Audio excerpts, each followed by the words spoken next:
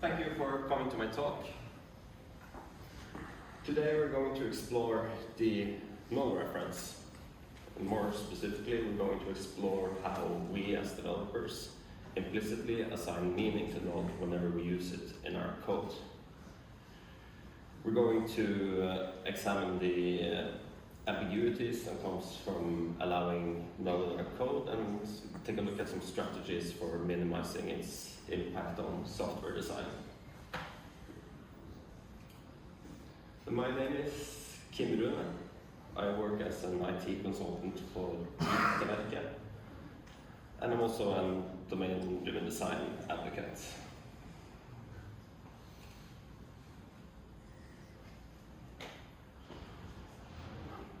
The man in the picture is Sir Anthony Hoare.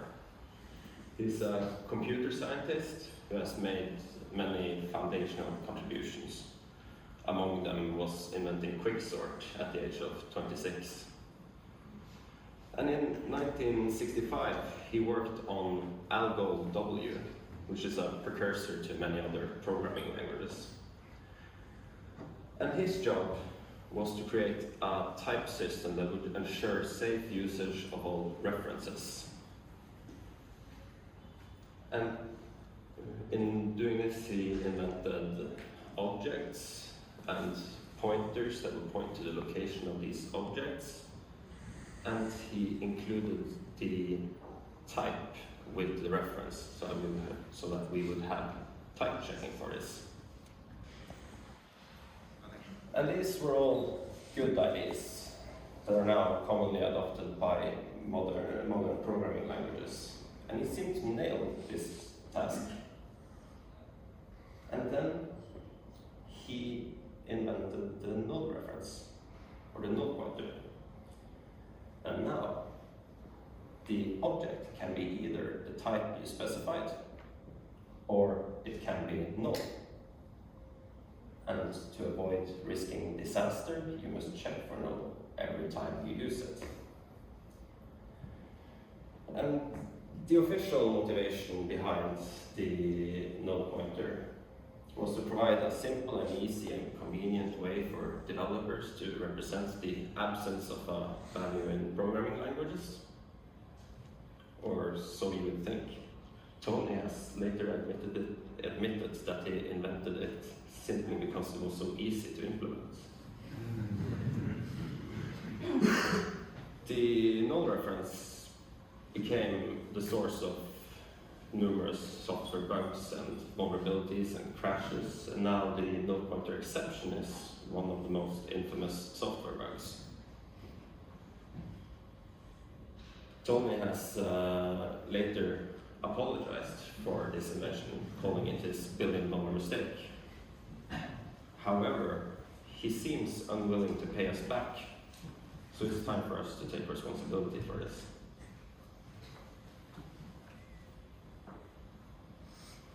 Now, how many of you have at some point written return null? If you see some people, yeah, almost everyone. And how many of you think that writing return null in that instance was a good idea? So there is some. That's nice. I hope that I can convince you that maybe it wasn't such a good idea. A while back I saw this in code review. We get a patient from the server, and then if the patient is null, we stop execution of this method. And usually when I see a null check like this in code review, I ask, when is this guy null? And in this instance, the developer wrote back to me that, I don't know, but if it happens to be null, our system will still work. Writing robust code is always better, wouldn't you agree? And yes, I would agree. Robust is a better word than fragile, so if the alternative is writing fragile code, then I guess I would agree. So I wrote back to him what any sane person would, saying, sorry, I have yet to learn that this is what robust code looks like. Approved. And then weeks later, when a patient did not receive a notification about his abnormal lab answer, we had to spend hours tracing the error back to this null check. And when we finally started to suspect that this null check was causing issues, we had to figure out why it was null, which is something that we should have taken care of in the first place. And now, whenever I interview for a project, I am sure that this isn't one of those companies that write robust code. To summarize the perils of allowing null in our system is that it makes developers turn to an overly verbose and defensive coding style, and that often leads the developer to neglect the unhappy path. And also, allowing null makes the code ambiguous, and that is what we are going to explore for the rest of this talk.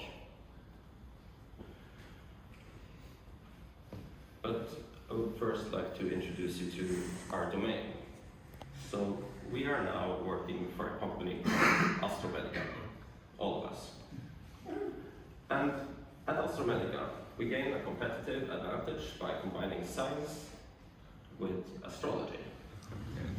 Because it turns out that your zodiac sign dictates how much glucose your body can tolerate. And at AstraZeneca, we are developing a glucose analyzer.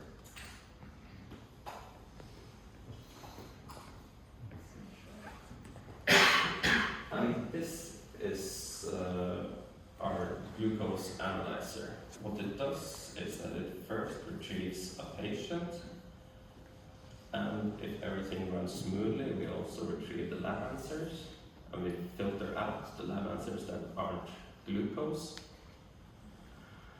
And if the measured glucose is above the threshold for people with a particular zodiac sign, then we decide to notify the patient, either with a text or with a letter.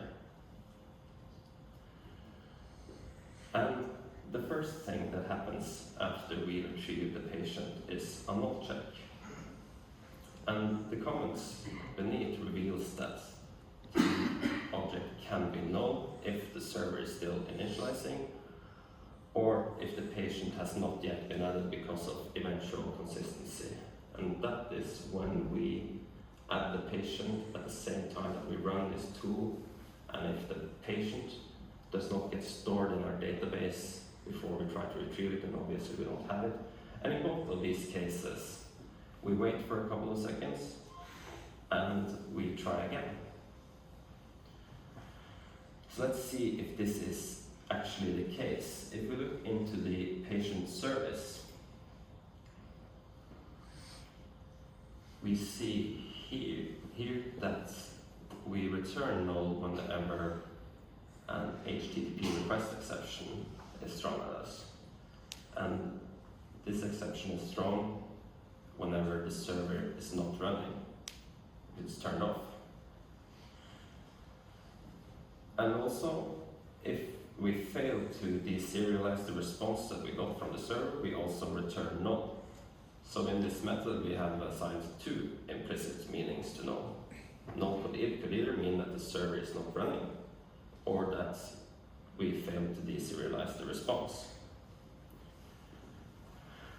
And looking further into the patient controller, we see what the comments warned us about. If there is an initialization task here, and if it has not completed yet, then we return null. And also, if we can't find the patient, we also return null. So in total, that is 4 different implicit meanings assigned to null. It could either mean that the server is turned off, or it could mean that we failed to deserialize the response, or it could mean that the server is still initializing, or it could mean that we couldn't find the patient. And that is a lot of responsibility for a simple construct that has already been deemed a mistake by its inventor. So we should try to do something else in this instance. What we should do is return an object that could be a patient, but if it's not a patient, then it should be something that tells us why it's not a patient. And I have, so for doing that, I have created this iOption interface. And the iOption can have two implementations. It could either be a sum of the type that we are looking for, or it can be a none. And to avoid none from becoming the new null, I've added reasons for why it's none. So let's start using this in the patient controller. Instead of returning the patient, we return an option of patient.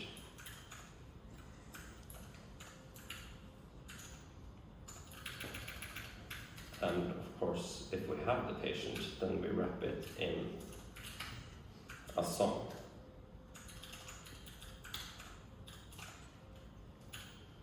And now we can start replacing these null values with none. So if the server is still initializing, we return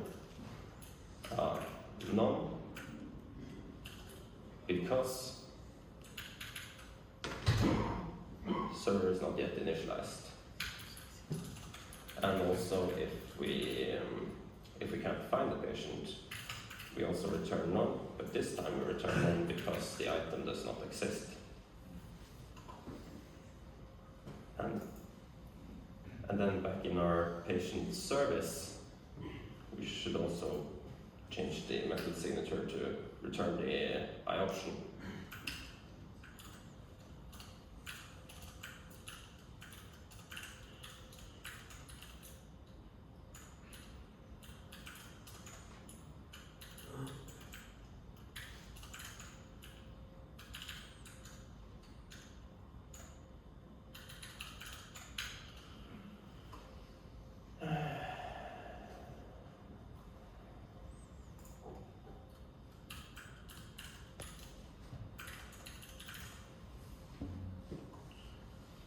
And now we are no longer deserializing the patient, we are deserializing the iOption of patient.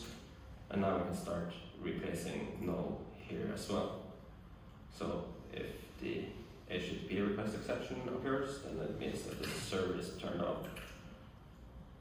So we return none because server is unavailable. And also none because if we fail to deserialize,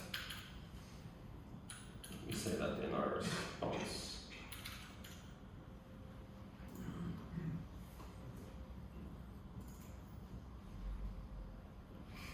And now, in our glucose analyzer, we are no longer receiving the patient. This is maybe a patient.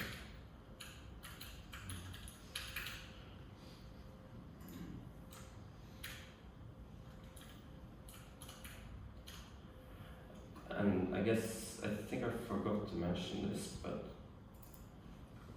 the iOption also has this ensure has value method, and this method returns the object if we have it, but if we do not have it, then it throws an exception at us. So let's use that one also in the glucose analyzer.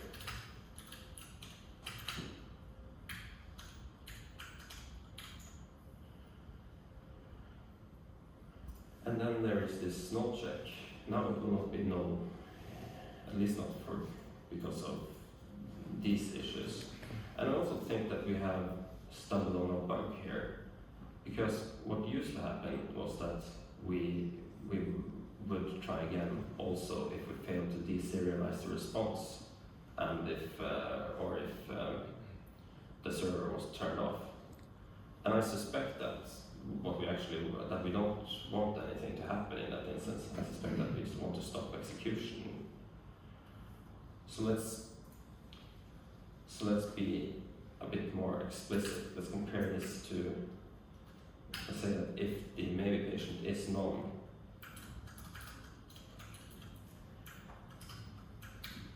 it's known because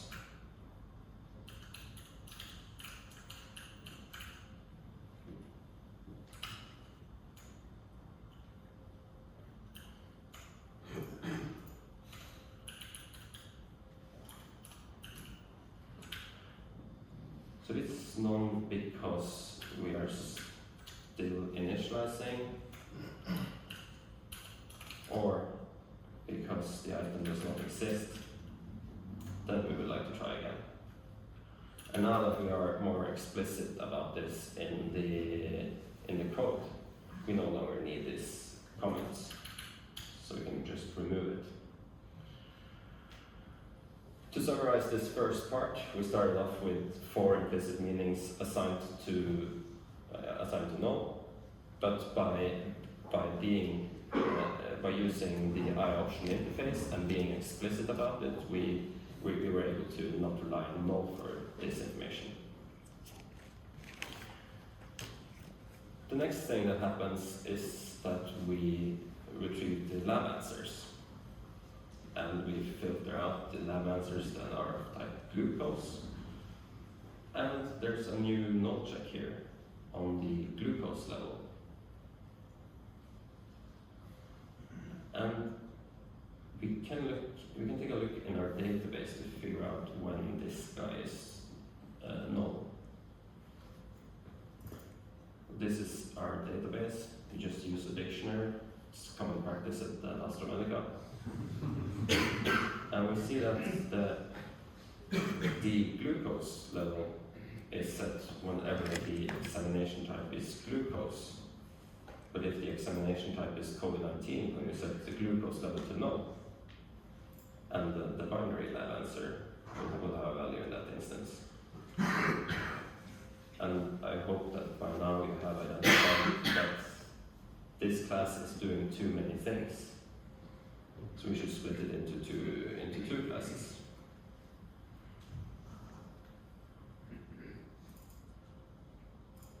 So let's create those classes. The first one is the glucose lab answer.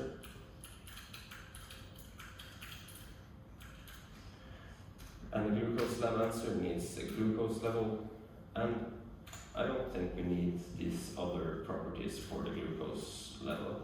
You could probably argue that we would like to include the examination type, but whenever we use enum values for type in information, we're sort of undermining the responsibility that should go into the class name or the type of the object.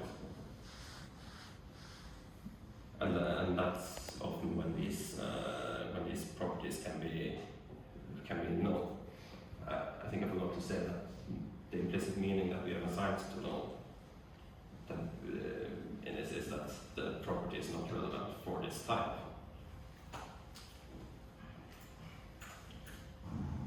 We also need the COVID-19.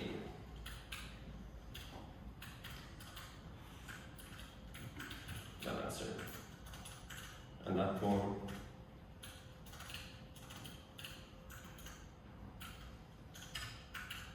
only has the binary lab answer.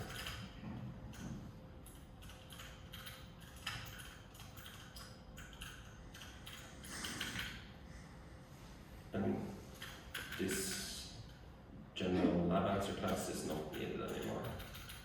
And also, we don't really have any properties in common anymore here, so we should just remove it.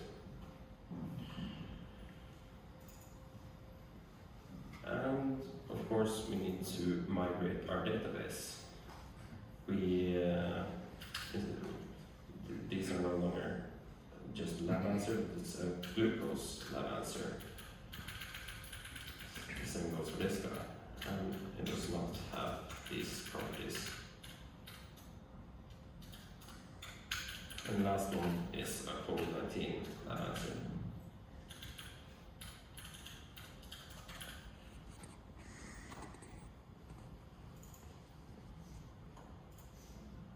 And now we can, because we removed the examination type, we can of course not use that, and that's a good thing because we shouldn't use a where clause. For this we should use the of type.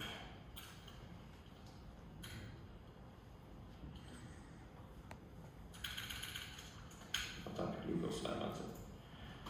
And now that we're no longer setting the glucose level to null, this if sentence is not really needed anymore.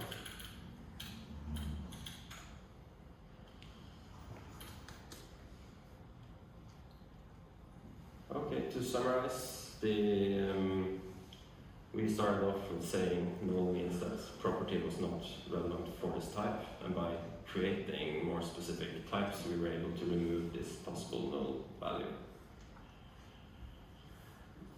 And the next thing that happens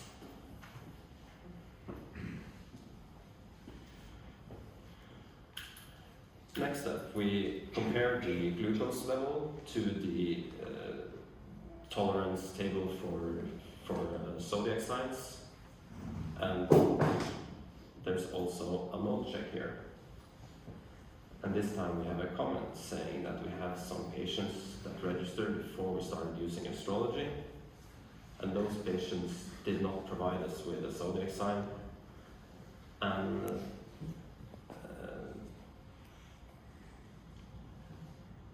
in other words, we're sort of saying that if zodiac sign is null, we are dealing with a legacy patient. So instead of relying on the zodiac sign and null for that information, we should make a class for those legacy patients.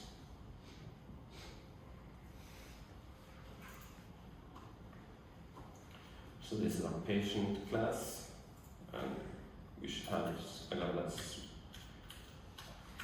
quite similar. It's called a legacy patient. And this guy had the same properties except for the zodiac sign.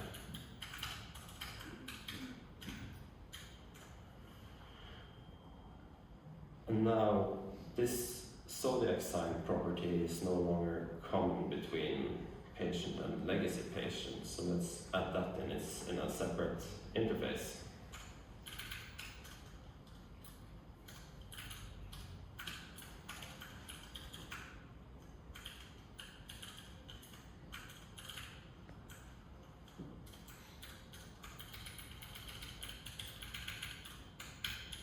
And also, if a class implements the I has zodiac sign, I think it's a bit misleading if we allow the zodiac sign to be null, which is what happens when we add the question mark here.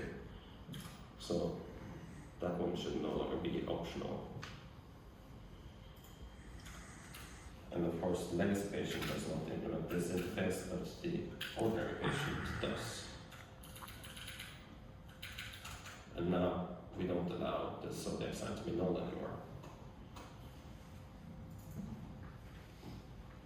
And before we do anything else, we need to migrate our database. This time we migrate the patient database, and Brian Kerningham is the only one who doesn't have a zodiac sign. In other words, he is a legacy patient.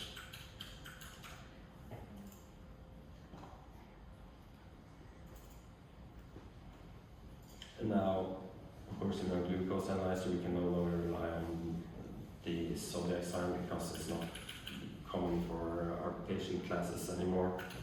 So instead, we see if he implements the zodiac sign interface.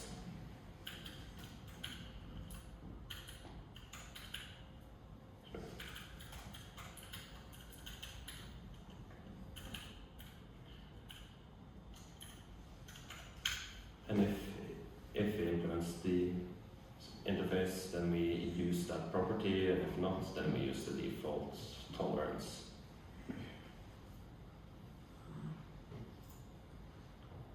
To summarize, the null used to mean that it's sort of the same as saying that null means that it's not relevant for this type, but more specifically, what we really said it was that null means we're dealing with a legacy patient, and by creating a class for the legacy patient, we were able to remove the null check.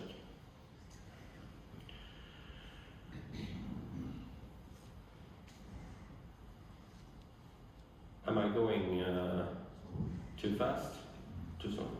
Good. The next thing that happens is that if we decide to notify the patient about this abnormal lab answer or about this glucose level, we either send him a text or we send him a letter, depending on whichever form of communication the patient provided to us. And to see if the patient added a phone number to us, we use a null check. So we're saying here that null means that the property was not provided to us, or it was not set. And for these optional properties, I like to include a class that covers the unhappy path, where the patient did not provide us with this information. So we can do that in the patient class.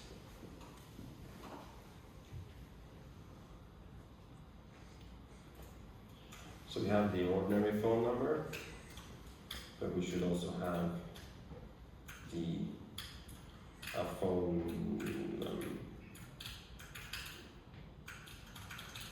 number not set class. And also for the mail address, we should have a class saying that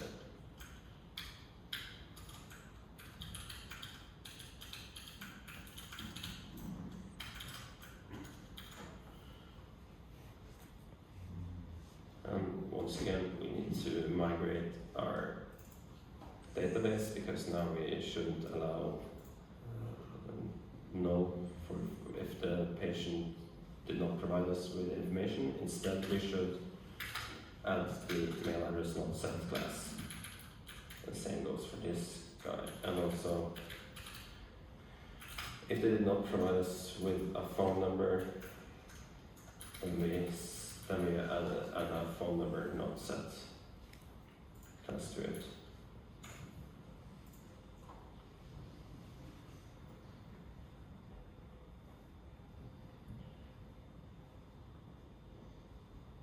And in our glucose analyzer, instead of relying on null for this information, we say that if the phone number is a phone number,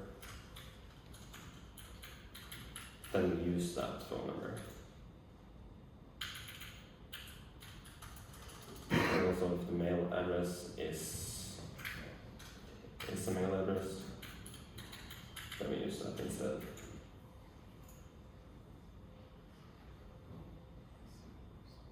I'm starting to think that this is looking quite well. We have removed all the occurrences of null that we have encountered, but there is one last thing that I would like to do, and that is to turn on nullable reference types.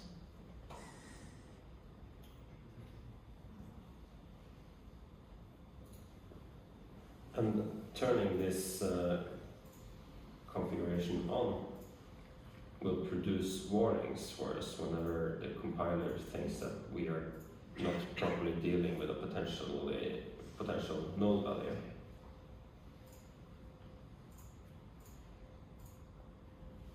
And now that I have that turned on, I see that there's 3 warnings here. this is some other place in our system where we added patients. We use the phone number not set in that instance. And it's also complaining, I don't get the squiggly line here, but it's also complaining about the deserialized object potentially returning null. And that happens if we pass null as an argument to it, then it will also return a null. So in this case, we can still return a new none. We can reuse the fail to deserialize. We could probably make something more specific for it also. And the same goes for this guy. If it's null, then we can return a none because we failed to deserialize.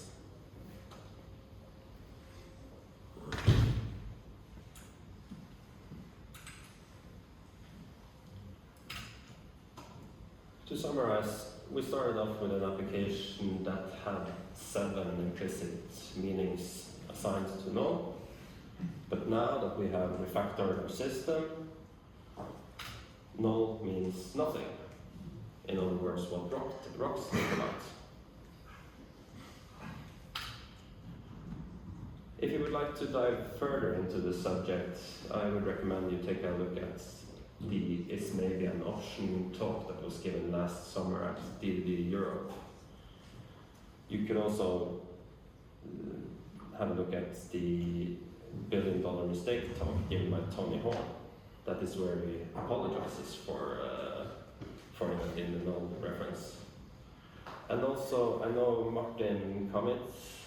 I don't see him here, but he has created a tutorial on Learnster on the subject. So then I've gone through that one also, and it was nice. Okay, and that was it. Are there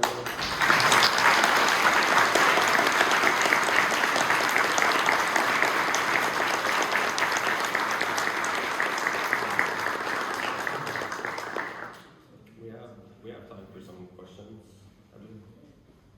Yeah. You created 2 new record types for the phone number and email, but couldn't you use the I option pattern there as well? Yeah, I could use the I option pattern in if we. You're talking about the last thing you did with the email. The phone number, and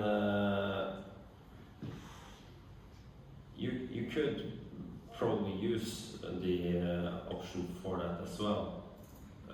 It's probably easier if you look in the database. You're talking about having the I option set here, and it's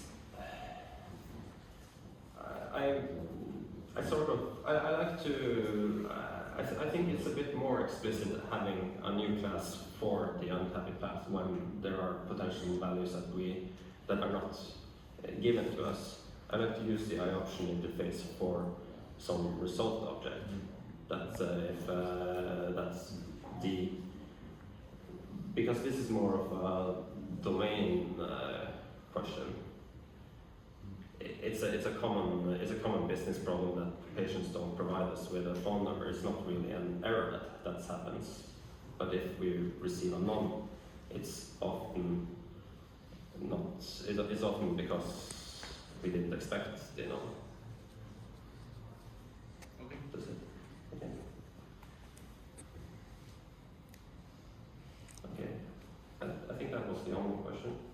Okay, there's one more. No, I just had a thought.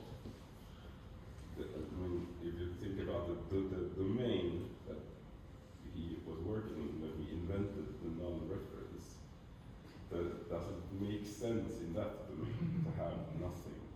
No, I'm just trying to. Does it make sense to implement null in the programming language that he was working on? Yeah, I mean, because that was his domain. Yeah, exactly.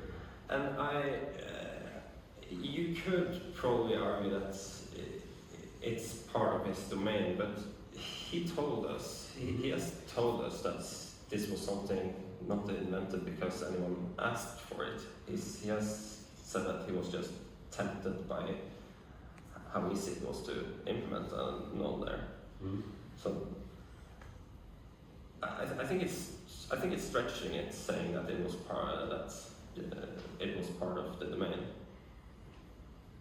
But that's probably more of a personal opinion.